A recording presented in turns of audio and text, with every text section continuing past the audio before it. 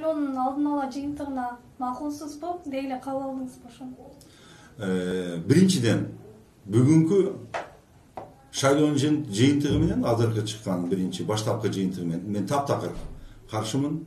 Мен муну эч качан кандай десем буга каршы болуп туруп, шайлоонун жыйынтыгы бурмалоо менен, анан көз боемочулук менен жыйынтык чыгарылды деген эсептейм. Себеп дегенде, азыркы күнгө чейин Ош шаарында ар бир участогунан ыйлашып жүрүп кабар келип атат. Ыйлап жүрүп, жөнөкөй эмес.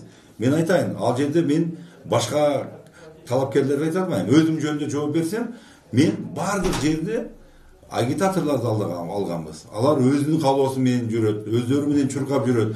Жок дегенде Ош шаарынан болбоду дегенде мен билбейм. Цифраны айта албайм, мен өтө көптөгөн голос алышыбыз керек эле. А болгон ал жерде 309 дейт. Анан кайсы бир жерде Кара шаарынан деп 2 голос дейт. Андай болбойт. Мен өзүм ошол жактан болгондо дагы дегенден эмес, мен просто дагы айтпам. Ошондой эле Чүй областынан дагы, Бишкек шаарынан дагы бардыгы атайлап бурмалоо, кээ бир кандидаттарды атайлап деңгээлин түшүрүү. Бул эмне дегенден? Бул өздөрүнүн көлөкөсүнөн корккондуктан ошондой болуп жатат. Ошондуктан мен шайлоонун жыйынтыгы менен макул эмесмин. Бул биринчиден.